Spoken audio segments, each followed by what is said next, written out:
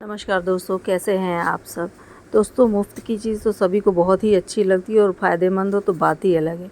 आप ये देख सकते हैं फ्री में निकला हुआ बीज से टमाटर कितना बढ़िया हुआ है और बहुत ही अच्छी ग्रोथ हुई है इस एक टमाटर की। मेरे स्नेक प्लांट में ये अपने से पता नहीं कहाँ से निकल आया, तो मैंने इसे बढ़ने दिया और ये इतना हाइट का बढ़ गया है और इसमें इतनी अच्छी ग्रोथ हुई है। आप देख सकते हैं टमाटरों का साइज़ और भी टमाटर इसमें निकल रहे हैं और एक छोटे से कंटेनर में लगा हुआ है जिसमें मैंने स्नेक प्लांट लगाया था और उसी में लगा हुआ है। तो ये होता है, मुफ्त की चीज़ का मज़ा ही और आता है, वो भी हेल्दी चीज़ हो।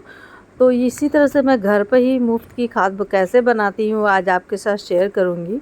और बहुत कम मिट्टी मुझे लेनी पड़ती है कहीं से।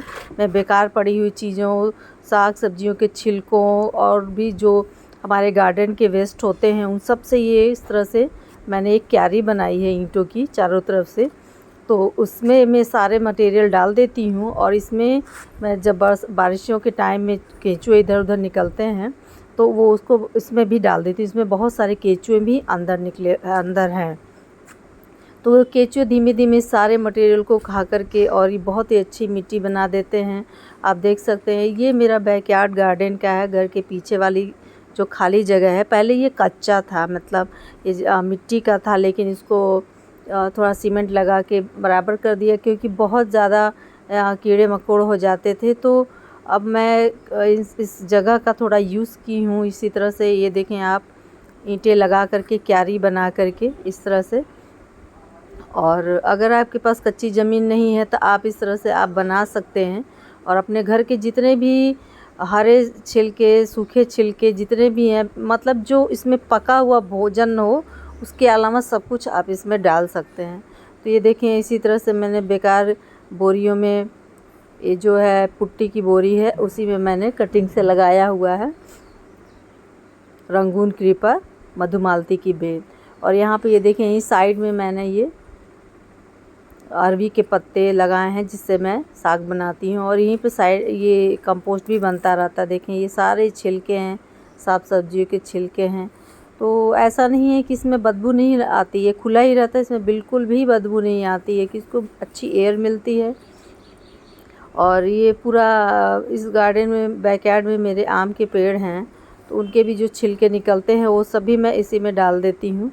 और आप यकीन नहीं करेंगी, मेरे हाथ से एक भी पत्ता इधर उधर होता नहीं है। इतने सारे पत्ते गिरते हैं और लेकिन मैं सारे पत्तों को कोशिश करके इसमें डालती हूँ। और आगे मैं बताऊँगी कि कुछ बोरियों में भी कैसे कंपोस्ट बना सकते हैं।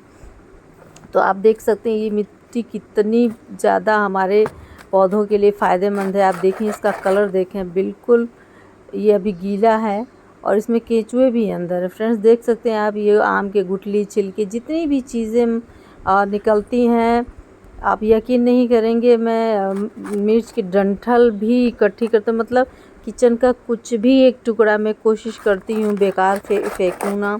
और यहाँ पर इसी तरह से मैं कुछ बोरियों में या कुछ क्यारियों में इस तरह से डाल देती हूँ और धीमे धीमे ये खाद बन जाता है। तो मुझे बहुत कम मिट्टी की ज़रूरत पड़ती है। इन्हीं सबको मैं जब भी अपना पॉट तैयार करती हूँ उसमें डाल देती हूँ। और मैं ऑर्गेनिक गार्डनिंग करती हूँ, तो इसलिए मैं बहुत कम केमिकल बिल्कुल ही नहीं इस्तेमाल करती हूँ। बहुत कम का तो छोड़िए, बिल्कुल ही नहीं इस्तेमाल करती हूँ, क्योंकि मैं होम गार्डनिंग करती हूँ अपने शौक़ के लिए। मुझे प्रोफेशनली कुछ ऐसा नहीं है कि मुझे बहुत ज़्यादा इनको सेल करना है तो इनकी ग्रोथ और पैदावार बहुत अच्छी हो जाए। तो इस तरह से आप देख सकते हैं ये कितनी अच्छी मिट्टी तैयार हो गई है और धीमे धीमे सारी चीज़ें सड़ के गल करके खाद के रूप में बदल जाती है। तो यहीं से मैं निकाल करके इन सबको पॉट में डाल देती हूँ और ये बढ़िया खाद तैयार है। और बाहर से भी, नर्सरी से भी मैं कभी खाद ले करके नहीं आई।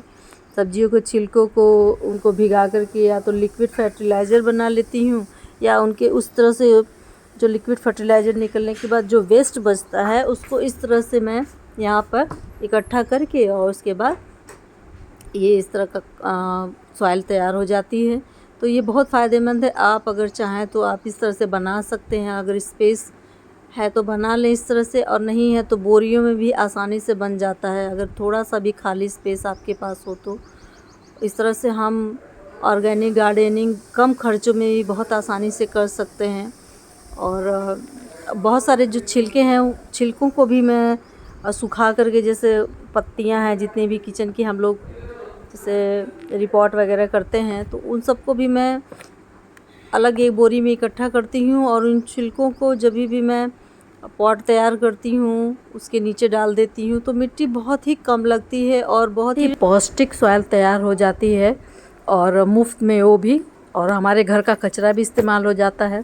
इसी तरह से देखें, इस तरह से मैं बोरियों में, चाहे सीमेंट की हो, गेहूं की बोरियां, आटे की बोरियां, जो भी बोरियां हैं, अगर आप उसमें नीचे गार्डन की जितनी भी सूखी पत्तियां हैं उन सबको भर दें और साथ में फिर कोई प्लांट लगा दें, तो आपका वेस्ट जो नीचे बैठेगा वो लीफी कंपोस्ट बन के तैयार हो जाएगा और वो आपको एक्स्ट्रा खाद भी उसमें नहीं देनी पड़ेगी। इस तरह से एक और मैंने यहाँ पे देखें क्यारी बनाई है, इसमें भी मैंने पूरी खूब मोटी परत जो है, जो पत्तियाँ होती हैं गार्डन की जो गिरती हैं आम के पेड़ की, उस सभी को, या फिर मोर गिरते हैं, इस समय गिर रहे हैं, जो भी फूल होते हैं आम के, वो सब मैं इसमें डालती जाती हूँ। और बिना ये बिल्कुल इसमें सॉइल नहीं है, थोड़ी बहुत है जो भी इसमें गार्डन की धूल वगैरह होती है या फिर गमलों से निकलती है। और ये देखें एक झोले में, जो हम लोग सब्जी का झोला होता है, उसी में मैंने ये केले का पौधा लगा दिया है। इसकी मैं पूजा करती हूँ। तो घर की बेकार पड़ी चीज़ों से आप इस्तेमाल करके कम बजट में, कम खर्चे में बहुत बढ़िया गार्डनिंग कर सकते हैं। और ये देखें, बहुत ही हरे भरे पौधे होते हैं और बिना किसी भी केमिकल फर्टिलाइज़र के। ये देखें बोरी में लगा हुआ मेरा मधुमालती का, और सारी पत्तियां मैं इसी में डाल देती हूँ, तो ये धीमे धीमे सड़ गल के खाद तैयार हो जाती है। तो आप इस तरह से बनाकर चाहें तो, ये देखें, ये फ्रीज़र के अंदर का रहता है पार्ट, ख़राब हो गया था, उसको निकाल कर मैंने इसी में करी पत्ता का प्लांट लगाया है। और इसी में देखें ये स्नेक प्लांट की कटिंग जो है, पत्ते से, एक पत्ते से तैयार स्नेक प्लांट ग्रो हो गया है, जड़ें निकल आई हैं। ये देखें करी लीफ, कितना बड़ा पौधा हो गया है। ये करी पत्ते का पौधा बहुत ही हरा भरा है। ये सारी चीज़ें किचन वेस्ट से मैंने बनाई हैं। ये देखें, इसके बीज भी निकल आए हैं। ये 3 साल पुराना पेड़ है करी पत्ते का, और ये देखें इसमें फल भी लगने शुरू हो गए हैं, लेकिन मुझे पौधा नहीं चाहिए, इसलिए इसको मैं तोड़ के फेंक दूँगी। ये देखें, अगर आपको बीज नहीं चाहिए तो इनको निकाल देनी है, आपका पौधा ग्रोथ नहीं करेगा, बड़ा नहीं होगा। और इस तरह से आप घर के कचरे का इस्तेमाल भी कर लें। और मेरा गार्डन में ज़्यादातर वेस्ट मटेरियल का ही इस्तेमाल हुआ है और बहुत ही हरे भरे पौधे तैयार हुए हैं, क्योंकि घर की बनी हुई जो भी कंपोस्ट है या फर्टिलाइज़र है, वो घर के ही साग सब्जियों के छिलके, फलों के छिलकों का इस्तेमाल करके बनाया हुआ है, आप देख सकते हैं। और ये बहुत ही हेल्दी प्लांट होते हैं। ये अरवी का पत्ता ऑर्गेनिक है, यहीं से थोड़ा सा साइड में से उसके जो भी पोषक तत्व है वो निकल के इसमें आते हैं। मैंने कभी भी इसमें कोई खाद नहीं डाली है और कोई भी पेस्टिसाइड भी नहीं छिड़कती हूँ। अगर किसी प्लांट पे, ज़्यादातर मेरे प्लांट जो है गुड़हल के पौधे पे ज़्यादा लगते हैं, तो उस पे मैं घर का ही बना हुआ पेस्टिसाइड बनाती हूँ। नीम की पत्तियों का हो गया, या फिर प्याज लहसुन अदरक को कूट करके उसका छिड़काव करती हैं। देखें, जो भी नर्सरी बैग में ये रेड सॉइल होती है उसको भी मैं फेंकती नहीं हूँ, उसको फेंके ना, अपने कंपोस्ट बिन में डाल दें। यहाँ पे भी मैं डाल दे रही हूँ, तो इसमें पड़ने के बाद ये पौष्टिक बन जाएगा। वैसे तो अलग से ये बहुत नुकसान करता है पौधों के लिए, लेकिन इसमें कंपोस्ट बिन में डाल देंगे ना, तो वो भी एक पौष्टिक सॉइल तैयार हो जाएगी और उसका भी इस्तेमाल हो जाएगा। कुछ भी, एक भी टुकड़ा किचन का या कहीं का, फलों का, सब्जियों का, सब कुछ इसमें डालते जाएं। धीमे धीमे धीमे सड़ करके एक बढ़िया खाद, एक मिट्टी तैयार होगी। इसको आप निकाल करके डायरेक्ट पौधे भी बना गमलों की मिट्टी भी तैयार कर सकते हैं। ये देखें आम के पेड़ हैं यहाँ पे, तो इसके इतने सारे पत्ते गिरते रहते। मैंने बहुत सारी बोरियों में भर रखा है सूखा करके, और उनको जब गमला बना पौधे तैयार करती हूँ तो उसमें नीचे डाल देती हूँ, जिससे कि वो धीमे धीमे सड़ गल के एक बढ़िया पत्तियों की खाद तैयार हो जाती है। ये देखें, ये क्रोटन का प्लांट है, एक बड़ा पेड़ के रूप में हो गया है, और ये भी वेस्ट का कंटेनर था, उसी में मैंने लगाया हुआ है। तो देखें, इसमें भी कुछ पत्तियां डाल देती हूँ। और गर्मियों के दिनों में आप इनको मल्चिंग के रूप में इन पत्तियों का इस्तेमाल कर सकते हैं, और गमले में सूखी पत्तियां डाल दें तो गर्मी से और जो लू है, धूप है, उन सब से पौधों का बचाव हो जाएगा और गमले में ठंडक बनी रहेगी।